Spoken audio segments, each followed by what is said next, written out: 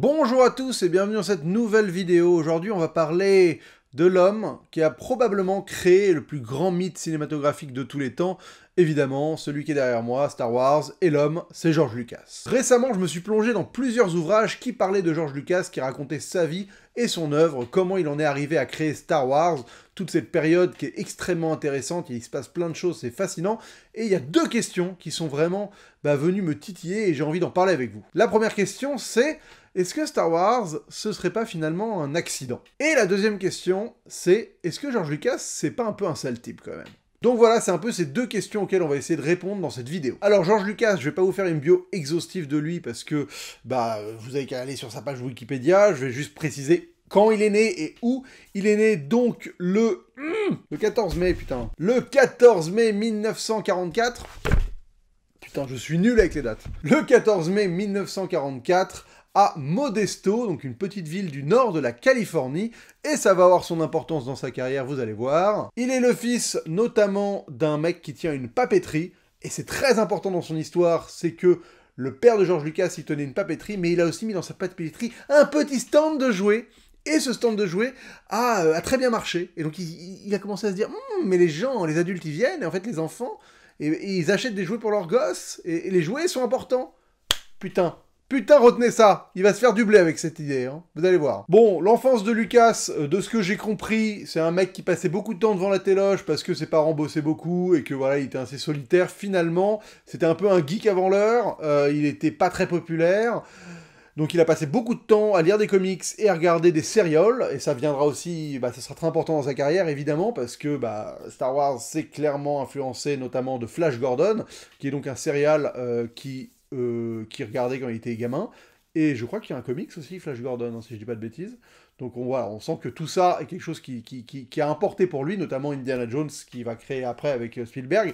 Ça vient de tous ces trucs qu'il a regardé à la télé dans les années 50. Finalement, c'est un peu de la nostalgie, tout ce qu'il a fait, c'est rigolo, hein. C'est un peu ce qu'on critique aujourd'hui, qu'il faisait à l'époque, je trouve ça génial. Petite digression, mais en vrai, j'ai toujours eu cette théorie, Star Wars et Indiana Jones, c'est quasiment la même chose que Stranger Things en soi, hein. C'est un gros délire nostalgique, c'est juste que l'époque n'était pas la même, et le rapport aux images n'était pas le même. Mais fondamentalement, c'est un peu le même principe, hein. C'est une espèce de pot pourri de tout ce qui les a fait kiffer jeunes, qu'ils ont refoutu dans une œuvre. Je parle de Spielberg et Lucas, les deux, hein. Alors, adolescent, Lucas, il se passionne pour la mécanique, et il va avoir un grave accident de voiture à force de faire n'importe quoi en bagnole.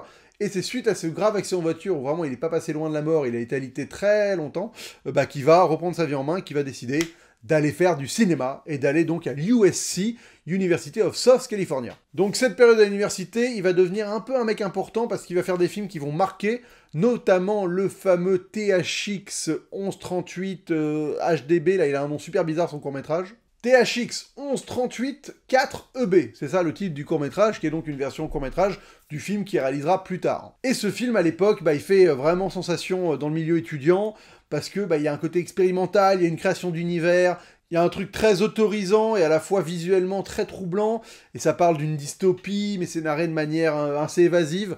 Bref, j'étais pas là à l'époque, hein, donc je me rends pas compte de comment ça pouvait impacter par rapport aux films des autres gens, mais en tout cas, avec ce court-métrage, il va commencer à vraiment faire parler de lui à l'USC. Faut imaginer aussi que ce court-métrage, il a été créé un peu avant la sortie de 2001 Odyssée de l'espace, donc on était sur un peu la SF qui commençait à arriver, quoi, la SF mature. Et donc c'est vrai que je pense qu'il arrive au bon moment pour que les gens se prennent ce court-métrage dans la gueule et soient vraiment impressionnés par cette proposition de SF singulière pour l'époque. Donc, ce film, ça va le rendre un peu célèbre dans le milieu étudiant, il va commencer à rencontrer des gens importants, et la personne la plus importante qu'il va rencontrer à l'université, c'est Francis Ford Coppola.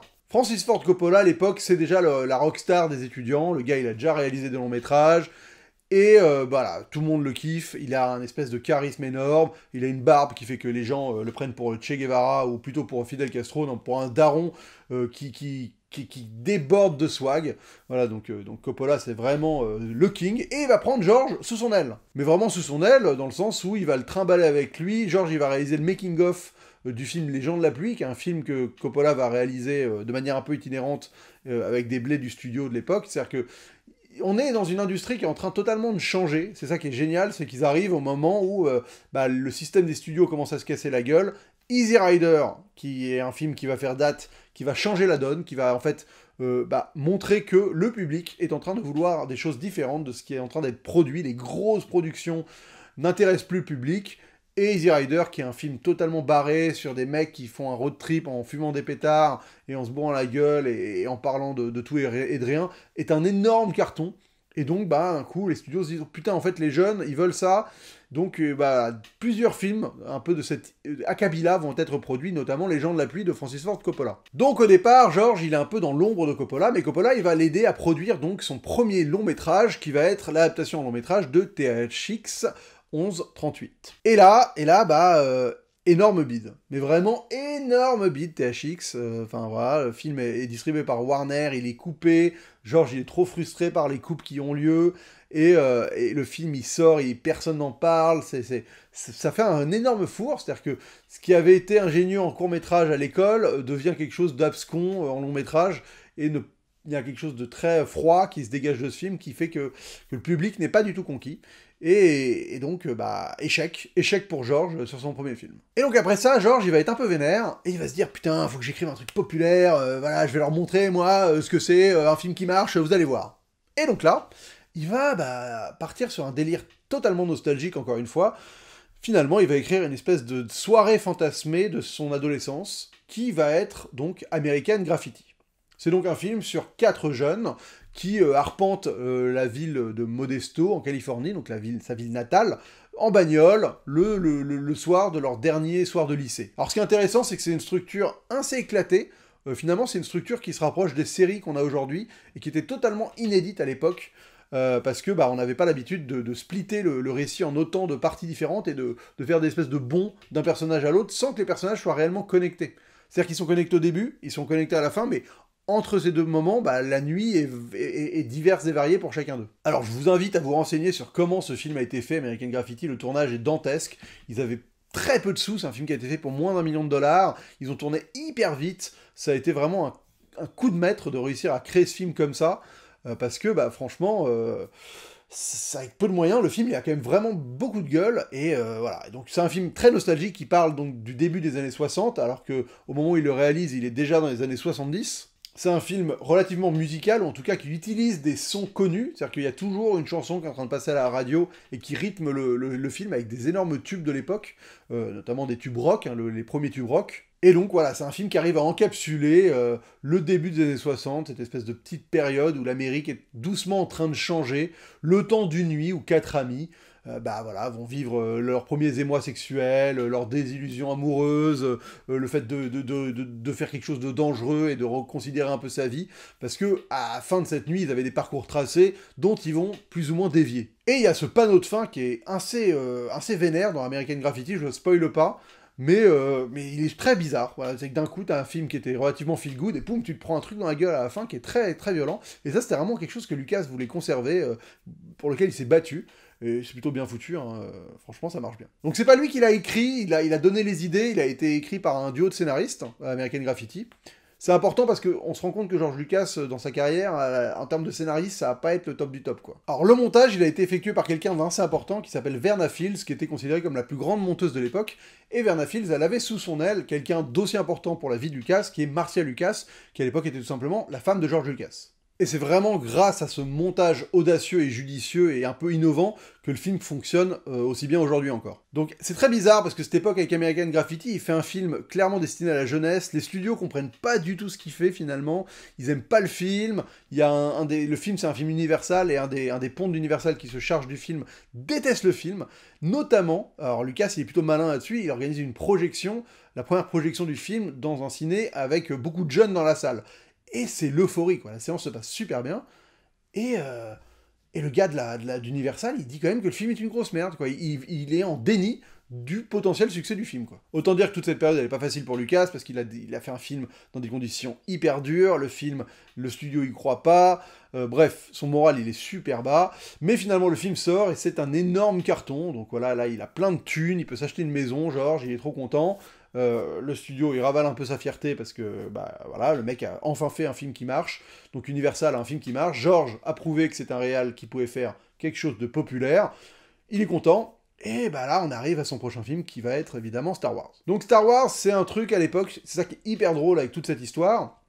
c'est que personne comprend ce que George veut faire. Mais vraiment, c'est ouf, tous les témoignages que j'ai lus, tous les bouquins que j'ai lus, la BD que j'ai lus, les guerres de Lucas, le truc qui marque le plus, c'est à quel point le mec, il va te faire Star Wars, quoi, qui est le film qui deviendra le plus populaire de toute l'histoire du cinéma, et à l'époque, personne ne bitait rien à ce qu'il voulait faire. Alors, faut dire que le gars, il est passé par énormément de versions de scénario, mais énormément, des trucs qui veulent rien dire, le gars avait aucune structure, c'est n'importe nawak. Tous les trucs qu'il a écrits à la base sont imbitables, donc à la fois je comprends pourquoi personne ne bitait rien, mais voilà, il avait son délire de faire un film de fantasy dans l'espace, ça il avait plus ou moins l'idée des chevaliers Jedi, voilà, le héros, avant il s'appelait Starkiller, finalement ça deviendra Skywalker, enfin, c'est un espèce de mélange bizarre, et il s'est fait évidemment aider par plein de gens qui vont réussir à l'influencer pour doucement, finir par modeler ce qui sera Star Wars. Donc on sait évidemment que la structure, elle vient de sa découverte de Joseph Campbell, le héros aux 1000 visages, qui est le récit, un peu l'analyse, je veux dire, de tous les textes mythologiques et mythiques, qui en fait en ressort une structure commune, et il va se dire, mais oui, c'est ça qui me manquait, une putain de structure à mon film, et donc il va doucement articuler tout son univers qu'il a créé un lore énorme, il va doucement l'articuler grâce à cette structure du mythe campbellien, qui donc, renseignez-vous dessus, c'est assez basique comme mythe, et beaucoup de films reprennent ce schéma-là, qui est un peu l'origin story de base, et c'est ce que deviendra Star Wars. Donc Star Wars, il le fait avec le studio de la Fox, et Star Wars, ça vient totalement de la tête de Lucas, mais il y a vraiment deux hommes qui sont, mais alors, primordiales au fait que le film existe. Le premier, c'est Gary Kurtz. Gary Kurtz, c'est un mec qu'il avait croisé à l'école, et qui deviendra en fait le producteur de Star Wars, plus ou moins, et qui va être un peu l'homme de l'ombre de Star Wars, qui va régler tous les problèmes que Lucas va rencontrer durant la production de ce film, et il sera aussi producteur sur l'Empire contre-attaque, où il aura une importance encore plus grande que sur Un Nouvel Espoir, et je crois qu'il sera aussi producteur sur... Non, il sera pas producteur sur Le Retour du Jedi, par contre. Et donc Gary Kurtz, c'est vraiment le mec qui va faire tenir toute la baraque ensemble, qui va être le bras droit de Lucas, le mec qui va être derrière lui tout le temps, contre vents et marées, et heureusement qu'il était là, parce que sinon le film, je pense, n'aurait jamais vu le jour. Et la deuxième personne primordiale à l'existence de Star Wars, c'est un des exécutifs de la Fox qui s'appelait Alan Ladd Jr., qui est le seul mec qui a cru à ce projet et qui a tout fait pour que le film aille au bout, malgré les réticences totales de la Fox, parce que le problème c'est que c'était quand même un film relativement cher, le premier Star Wars, c'est un film qui à la base était budgété aux alentours des 2-3 millions, ce qui n'était absolument pas possible et qui avait monté jusqu'à 7 millions je crois. 10,5 millions, pardon, 10,5 millions de budget du premier Star Wars, alors qu'à la base, ils pensaient, la Fox voulait produire un film pour 3-4. Donc vous imaginez, fallait vraiment qu'il y ait un gars du studio qui soit investi et totalement... Qui croit totalement au projet. Bon, il a bien fait parce que le film va être le plus gros succès planétaire de tous les temps. Donc Lucas, il a plein d'emmerdes sur le tournage, hein, ça c'est connu, il y a eu les tempêtes de sable en Tunisie, il y a eu le fait que toute l'équipe soit tombée malade, il y a eu le fait que il dirigeait ses acteurs comme une merde, c'est-à-dire qu'il savait pas diriger ses acteurs, il leur faisait juste des signes du pouce après les prises, ou alors disait juste va plus vite, fais la même mais plus vite.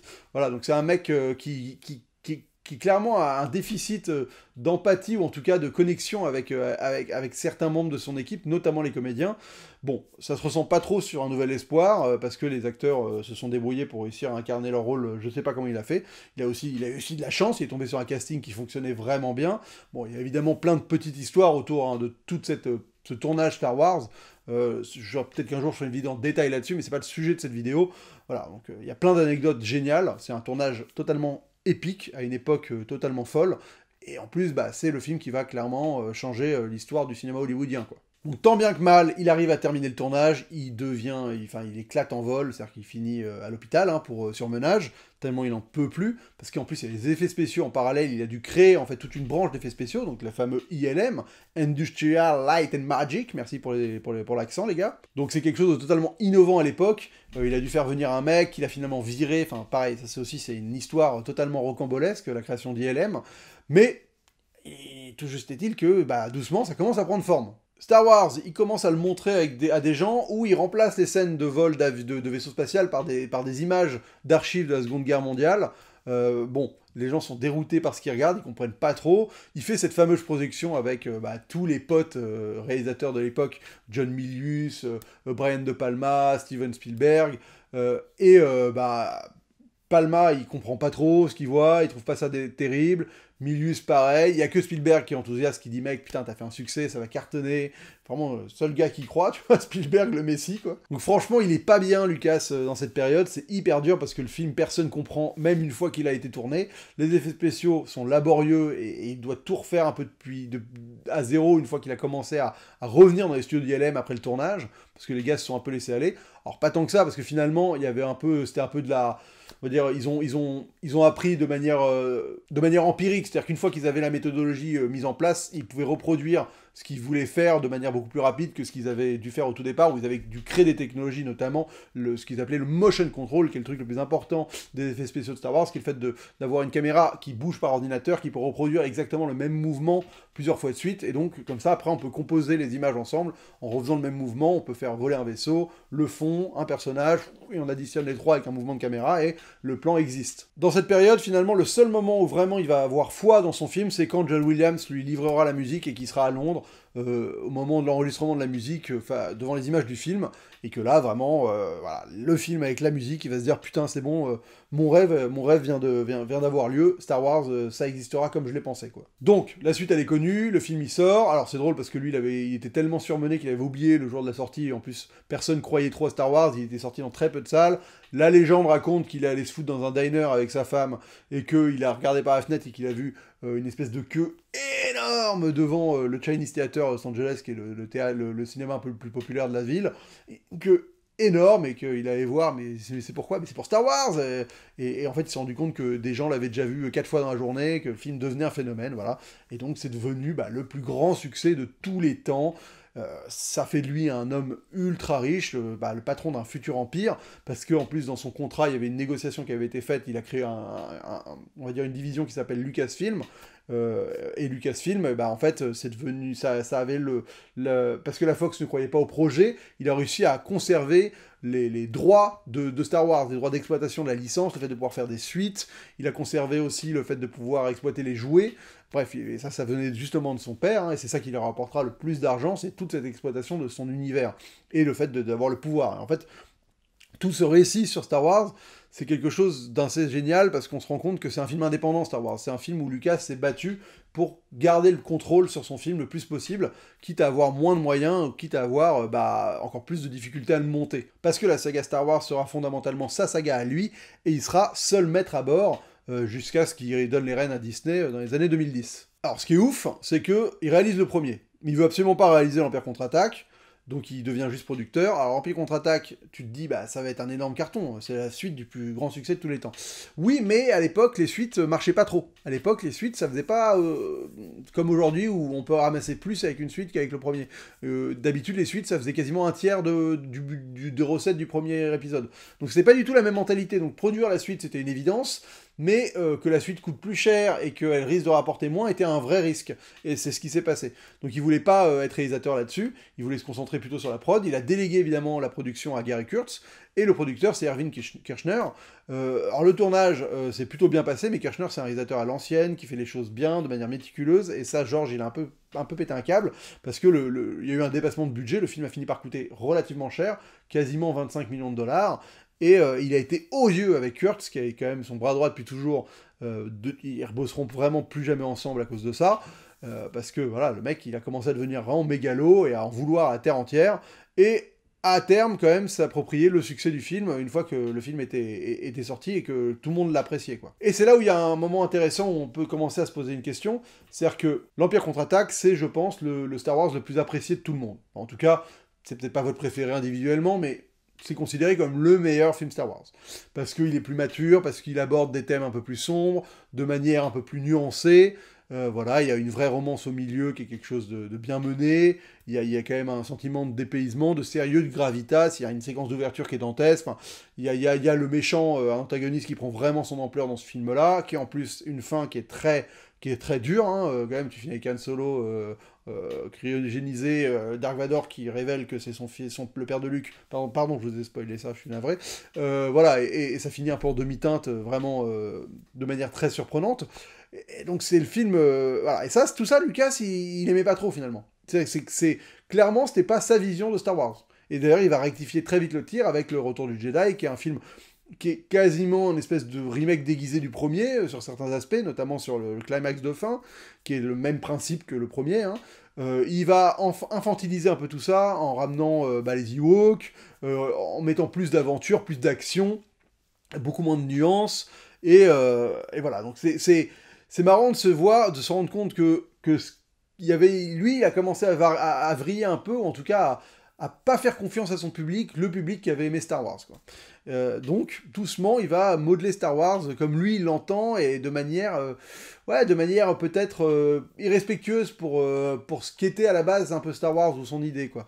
Et c'est vrai que voilà, la suite de l'Empire contre-attaque ne sera pas du tout dans les mêmes teintes, ou dans le même genre, enfin en tout cas la même ambiance que l'Empire contre-attaque. Le Retour du Jedi, ça n'a rien à voir en termes d'ambiance, et c'est beaucoup plus décidé à des enfants. Et donc on en vient à ma première question.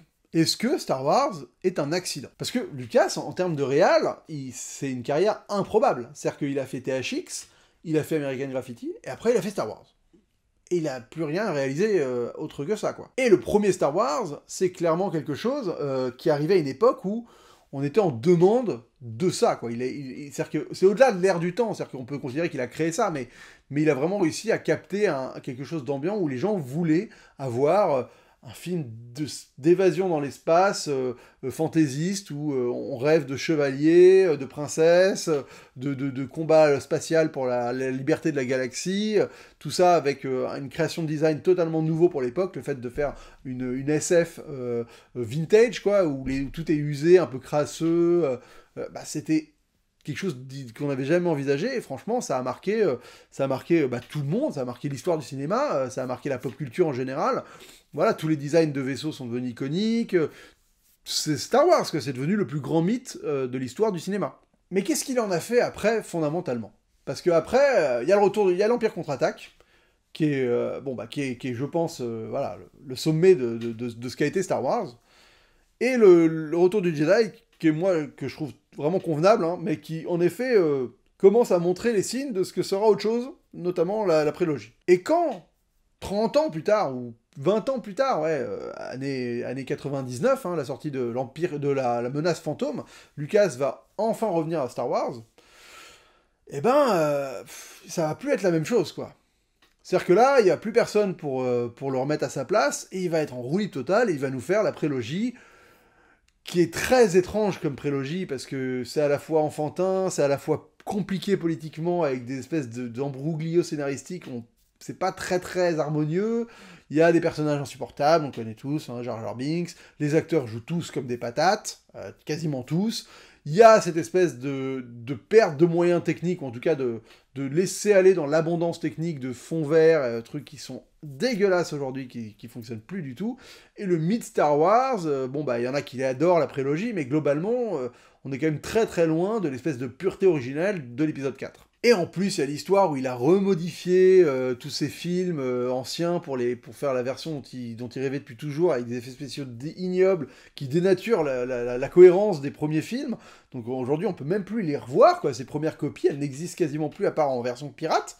Ou si vous avez des vieilles VHS, et encore maintenant les bandes doivent être usées, peut-être le Laserdisc, c'est tout ce qui reste.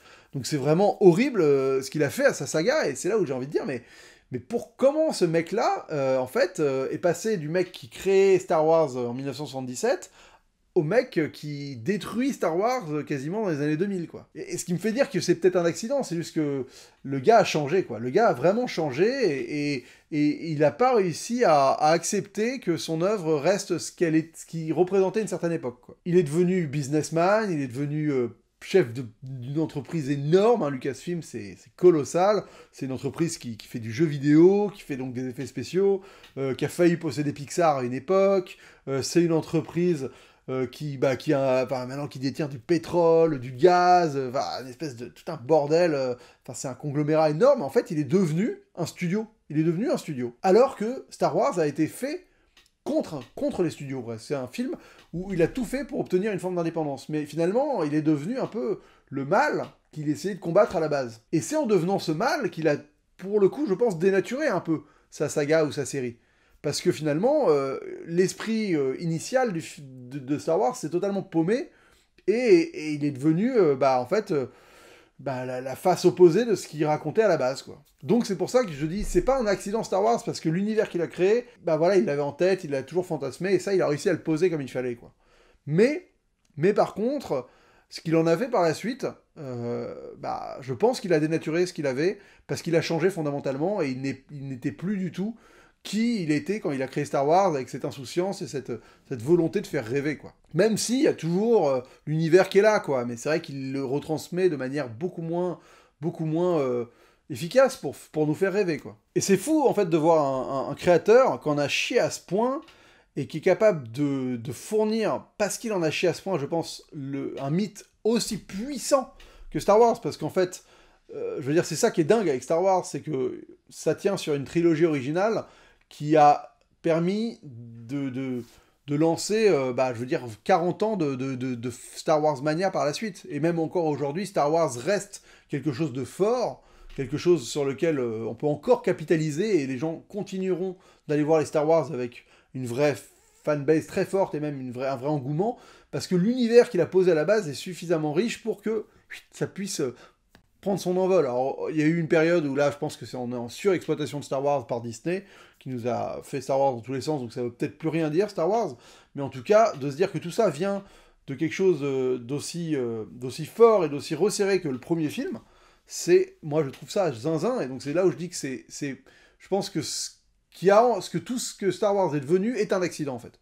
Star Wars, à la base, ça devait pas devenir aussi gros, et je pense que même Lucas, sa vie a été écrasée, en fait, par Star Wars. C'est-à-dire que ça l'a rendu immensément riche, mais ça l'a fait ça l'a fait dévier d'une trajectoire qui aurait sûrement été autre chose dans sa vie, parce qu'à la base, il se destinait à être réalisateur de films qui allaient raconter bah, sa vie, plein de choses, quoi, tu vois, des choses comme American Graffiti, des expérimentations comme THX, et finalement, de tout ça, il en reste quasiment rien, il reste que Star Wars. De Lucas, il reste Star Wars, il reste évidemment Indiana Jones, heureusement, qu'il a fait ça avec Spielberg, mais sinon, tout ce que Lucasfilm a fait autour, ça n'a pas vraiment marqué, ça n'a pas vraiment produit d'émules, et tout ça a été finalement écrabouillé par Star Wars, sauf Indiana Jones. Donc je pense pas que ce soit fondamentalement un accident, mais je pense que ça a créé en tout cas quelque chose qui n'a pas contrôlé comme il aurait voulu contrôler, alors que c'est quelqu'un qui justement ne rêvait que de contrôle. Et je pense que ça l'a à la fois échappé, ça l'a échappé parce qu'il a voulu trop contrôler quelque chose qu'il fallait laisser vivre d'une certaine manière. Après, je dis ça, enfin, je veux dire, Star Wars, ça reste énorme, hein, donc il a sûrement bien fait. Hein. Et la deuxième question, c'est est-ce que George Lucas est un sale type? Parce que c'est ça qui est un peu troublant quand on se renseigne sur lui et toutes ces histoires, c'est que il a pas l'air d'être cool, hein. Franchement, ça a pas l'air d'être un gars bien. Alors, il y a des trucs sur lesquels il a été royal, notamment sur le fait qu'il a redistribué des pourcentages des recettes aux gens qui avaient participé au film, et donc il a toujours été très généreux là-dessus. Et les gens qui ont travaillé sur Star Wars, qui ont permis à Star Wars d'exister, sont riches à vie et à l'abri du besoin pour plusieurs générations grâce à ça. Donc Lucas a toujours eu cette générosité-là, en tout cas. Mais par contre, c'est un mec qui a l'air d'être très très dur, qui a l'air de ne pas pardonner certaines choses. Alors c'est marrant parce que à l'époque de Star Wars, il y avait Coppola qui faisait Apocalypse Now, et Coppola avait besoin de thunes, et Lucas lui a pas filé. Lui en a pas filé, par contre, il viendra à sa rescousse des années plus tard, pour produire des films à lui, ou l'aider à sortir de la merde, quand il avait, notamment sur Trucker, qui est un film qui viendra une fois que Coppola aura sombré avec Coup de cœur. Donc voilà, donc Lucas, il va quand même aider ses potes, il aura quand même une forme de loyauté, mais à double tranchant, quoi. C'est un peu étrange. Gary Kurtz, par exemple, c'est vraiment son bras droit, c'est le mec qui a aiguillé Star Wars dans une certaine direction, qui a permis à l'Empire contre-attaque vraiment d'être ce que c'est, et ben, il va se faire effacer un peu de l'histoire, quoi. Effacer de l'histoire. Sa femme, Maria Lucas, bon, elle l'aura trompé avec un vitrier, donc je comprends qu'ils soient un peu vénères, hein, mais Marcia Lucas, il va quasiment aussi l'effacer de l'histoire. Voilà, donc il va avoir un côté très dur comme ça, et il va devenir de moins en moins, je pense, avec le temps, empathique, quoi. Et ça va devenir vraiment quelqu'un qui veut... Un dictateur, vraiment. Et sur la trilogie, la prélogie, on se rend compte de cet effet-là. C'est-à-dire que si vous avez déjà vu les making-of et tout, on voit un gars qui est entouré de gens qui sont des serpillères, quoi, qui sont juste là pour dire oui, monsieur Lucas, tout à fait, oui, et personne lui dit rien, et donc il s'embourbe dans sa grosse merde, et personne lui dit qu'il est en train de faire une énorme daube. Enfin, voilà, on peut aimer ou pas la prélogie, mais ça reste vraiment... moi, je trouve ça compliqué, quoi. J'aime plein de moments, et quand j'étais gosse, j'aimais bien, c'est pas une critique de dire ça. Mais je veux dire, on sent que le gars se perd et qu'il y a personne, il y a pas de garde-fou, quoi. Et il te fait des trucs, les médicloriens, les trucs comme ça, enfin... Et en plus, il corrige, c'est-à-dire qu'il dit ne pas prendre compte des critiques et de tracer sa voie, et pourtant il corrige des trucs au fur et à mesure quand même, tu vois. Et il y a un côté révisionniste aussi dans son affaire. C'est-à-dire que d'un coup, bah, il y a le fait qu'il reprenne les anciennes versions, qu'il les modifie en disant c'est ça que j'ai toujours voulu faire. C'est hyper bizarre. Alors qu'à une époque, à l'université, il se battait contre le fait de coloriser des films en noir et blanc. Parce qu'il y avait des technologies qui commençaient à arriver, on pouvait le faire. Pour justement dire, bah non, faut respecter l'histoire et permettre aux générations futures de découvrir les films comme ils doivent être découverts. Et le mec, il va totalement retourner sa veste avec ses propres films. Donc il a un côté très très ambivalent comme ça, qui est troublant, quoi, qui en fait un gars qui a pas l'air d'être un mec si bien que ça, quoi. Notamment ce qu'il a fait aux Star Wars originaux, moi je trouve ça quasiment impardonnable, en fait. Je trouve que vraiment c'est une volonté de saloper son truc et de... Moi, enfin voilà, pour revenir à ma personne, j'ai eu la chance de les découvrir, les Star Wars, dans leur version originale, en laserdisc, je les ai vus des centaines de fois. Donc c'est vrai que pour moi, ça reste ça, et ça m'a marqué, mais je les ai vus pas si longtemps, avec ma femme qui les a découverts dans les derniers Blu-ray. Mais c'est horrible, c'est horrible. Vraiment, le 4, le 5 et le 6, bon, bah, ça reste des micro-moments peut-être, mais ça te fout en l'air pas mal de parties du film. C'est dégueulasse, quoi. Ce qu'il a rajouté, c'est dégueulasse. Et ça te ruine le film. Enfin, le film, il reste super bien, mais tu sors du film à plein de moments. Parce que d'un coup, t'as des plans en 3D immondes. Enfin, voilà, ces versions-là, on les connaît, elles sont dégueulasses. Et ça me gave qu'il ait fait ça. Et donc, ça me fait dire il est bizarre comme mec. Il est bizarre. C'est un mec qui est bizarre. Et tu vois, on peut dire, Star Wars, c'est le plus grand succès de tous les temps. Et la prélogie, ça a cartonné, mais ça a de moins en moins marché, Star Wars, quand même. Donc il a vraiment ruiné sa propre saga, d'une certaine manière. Pour au final la vendre à Disney et que ça devienne, pour le coup, un supra-bidon de lessive, surexploité, rincé de chez rincé, quoi. Évidemment, je le connais pas, Lucas, donc je veux pas dire que c'est un sale type ou pas, je pourrais pas acter ça. Mais j'avoue que ça me paraît être quelqu'un de vraiment étrange, notamment par exemple avec Spielberg. Hein. Spielberg, au départ, il l'a méprisé, hein, quand il l'a rencontré la première fois. Il l'intéressait pas, et c'est qu'une fois qu'il a vu Duel, que c'est Spielberg, quoi. Il y a une forme d'opportunisme un peu bizarre. Voilà, il y a une forme d'opportunisme, mais bon, ça reste quelqu'un de généreux, qui à mon avis a fait les choses bien aussi, quoi. Donc dire que c'est un sale type, c'est trop violent, je pense, évidemment. Mais en tout cas, c'est une personnalité vraiment ambiguë, George Lucas. Qui humainement a pas l'air d'être très sympa, ça c'est sûr. Ça, à mon avis, voilà, Voilà, en tout cas, j'avais besoin de vous en parler, de George Lucas, parce que j'ai lu ce livre de Rafik Djoumi, qui est édité il y a longtemps, hein, je ne sais pas s'il est encore trouvable, qui s'appelle L'homme derrière le mythe. J'ai lu la BD, qui est excellente, qui s'appelle donc Les guerres de Lucas. Voilà, et je me suis renseigné aussi, j'ai regardé les making-of de la menace fantôme, voilà, je me suis plongé, je me suis tapé un petit trip Star Wars ce dernier mois, et j'avais besoin de vous en parler, de manière informelle comme ça, parce que, bah voilà, parce qu'il faut faire ce qu'on veut faire, sur YouTube, on a la possibilité, j'avais envie de vous parler de Star Wars, ouais, j'ai monté une petite maquette, là, il y a pas longtemps, voilà, je suis en mode gros geekos de Star Wars, mais parce que je retourne peut-être dans un aspect nostalgique, hein, parce que, ouais, Star Wars, c'est une valeur très importante pour moi. Les derniers, je veux même plus les voir, je veux même plus en entendre parler, tellement ça me gave ce que ça a été fait. J'ai regardé toutes les séries et tout cette année, hein. J'ai tout rattrapé Star Wars. Bon, il y a des trucs corrects, hein, tu vois, Andorre, ouais, putain, c'est sympa Andorre. Mandalorian, il y a des épisodes sympas, c'est vrai que je me dis, ah ouais, bon, à une époque, j'aurais pu trouver ça terrible et tout, enfin, terriblement bien, je veux dire, j'en mets. Mais bon, il y a aussi des trucs horribles, enfin, je veux dire, Obi-Wan, putain, mais qu'est-ce que vous faites avec cette saga? Arrêtez les gars! Vous nous faites une série qui ne sert à rien, qui est hideuse, avec que des personnages inintéressants, juste pour vendre du fanservice de Obi-Wan face à Vador, enfin bon bref. Donc Star Wars c'est devenu très très étrange comme sujet, en tout cas, de se replonger dans l'origine de ça, de se rendre compte à quel point ça a été un game changer dans le cinéma, vraiment, c'est-à-dire que on est passé avec les Dents de la Mer, Star Wars, ça a changé l'industrie, ça a accompagné la chute du nouvel Hollywood, mais le nouvel Hollywood, alors il y a plusieurs théories, hein, on peut dire que c'est Star Wars et la Dents de la Mer qui ont tué ce mouvement cinématographique, mais bon, il s'est un peu saboté tout seul avec des énormes bides, hein, comme La Porte du Paradis notamment, et d'autres, qui d'un coup faisaient que le public a changé. Hein. Parce qu'en fait, moi Star Wars, je le mets souvent en parallèle avec Rocky. C'est-à-dire que pour moi, c'est d'un coup, tu as eu en même temps deux films qui ont symptomatisé une philosophie, une mentalité de ce que les gens voulaient à l'époque. C'est-à-dire que 10 ans auparavant, tu as eu Easy Rider et Bonnie and Clyde qui sortent, qui sont des films ultra pessimistes, où les héros meurent à la fin, enfin tu vois, c'est des films qui te démontrent une manière de regarder le monde qui est plus la même, mais parce qu'on est passé des insouciantes années 50-60 aux années 60 pures, avec les mouvements contestataires, la guerre du Vietnam, voilà, la société, l'assassinat de Kennedy, évidemment, moment marquant, qui charnière, qui va tout changer, l'assassinat de Martin Luther King, enfin tu vois, toute cette période-là, donc les films se devaient de répondre à ça.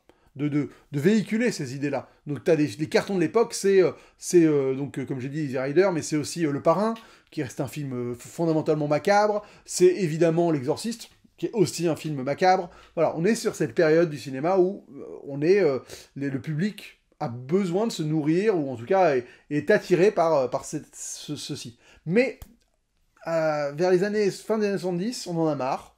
Ces films-là, ils commencent doucement à moins intéresser les gens.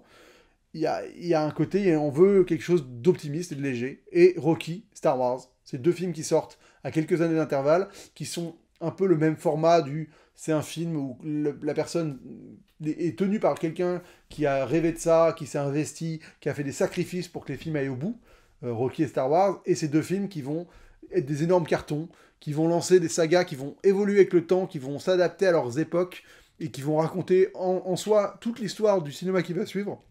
Parce qu'avec Rocky, on peut raconter la vie du cinéma, la vie de Sylvester Stallone avec tous les Rocky, mais aussi la vie de l'industrie hollywoodienne d'une certaine manière. Et pareil avec les Star Wars. On peut raconter un peu la vie de Lucas et beaucoup la vie de Hollywood.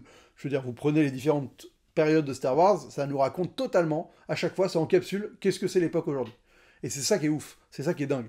Donc franchement, voilà, c'était top de me plonger là-dedans, ça m'a fait trop du bien, parce que c'est aussi un récit d'abnégation, quoi. C'est-à-dire que mine de rien, George Lucas, on pourra pas lui enlever ça, c'est un mec où on lui a dit, mec, c'est nul ce que tu fais, c'est nul, personne n'y croit, ton truc de chevalier dans l'espace, c'est imbitable. Et le mec, il te sort le mythe ultime, le truc qui va révolutionner l'industrie, que tout le monde va connaître, il va te faire l'histoire la plus impactante du monde, peut-être. C'est peut-être l'histoire, Star Wars, c'est peut-être l'histoire, avec hors des propos religieux, mais je veux dire, c'est peut-être l'histoire la plus impactante de tous les temps, en termes d'impact culturel, quoi. C'est la plus grande saga, c'est la plus grande création cinématographique en termes de popularité, c'est démentiel. Je veux dire, c'est au-dessus de James Bond, c'est au-dessus du Seigneur des Anneaux en termes de popularité, c'est n'importe quoi Star Wars. Alors bon, avec le temps, on pourra dire que cumulé, peut-être les Marvel ont fait plus, il y a Pokémon qui aujourd'hui est la création la plus populaire et la plus lucrative de tous les temps, mais Star Wars, ça reste un mythe indépassable. Et d'ailleurs, c'est problématique que ce soit à ce point-là indépassable, Star Wars. Moi, j'avoue que j'ai du mal ça commence à m'énerver, tu vois. Je me dis, putain, c'est insupportable qu'on y revienne toujours, quoi. Parce que tu vois, je sais pas, Zack Snyder, il fait Rebel Moon cette année, et t'as, je sais pas combien de pourcentage de Rebel Moon, c'est juste Star Wars déguisé, en fait. Tu vois, bon, il y a d'autres trucs déguisés, hein. Il a fait un espèce de patchwork, mais Star Wars a une part énorme, et c'est frustrant, franchement, c'est un peu frustrant. Mais bon, c'est comme ça. Donc voilà, donc je trouve ça génial de cette plongée là-dedans, et je vous recommande donc la lecture de ce bouquin, la lecture de la BD que j'ai prêtée à la personne qui m'a prêté ce bouquin. Je t'embrasse d'ailleurs, Kim, hein, si tu me regardes.